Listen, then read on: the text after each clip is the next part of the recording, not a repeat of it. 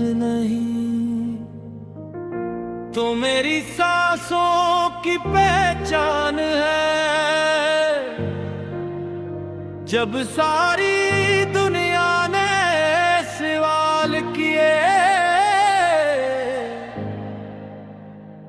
मेरी माँ ने मुझे अपना माना।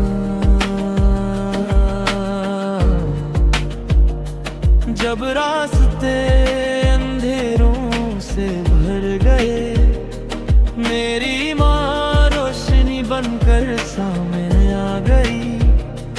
मैंने हर कामयाबी देखी, मगर मेरी माँ ने हर नाकामी में भी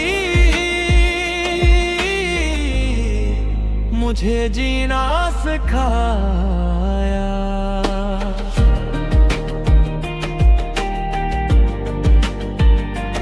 भूख लगी तो खुद खामोश रही, और मेरी रोटी को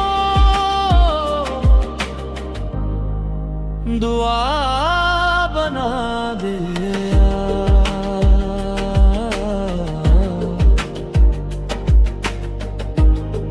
मेरी रोटी को दुआ बना दिया। लोग कह कदम के और होगी, मैंने माँ के कदम देखे और यकीन आ गया। जो रात भर जाग कर मेरी सांसों को गिनती रही, वो माँ थी।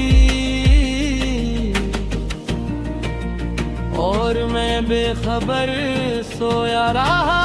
आज जब बोलना सीखा मैंने, सबसे पहला लफ्ज़ माँ ही निकला है, रब करीम। मेरी माँ को वो मकाम अता फरमा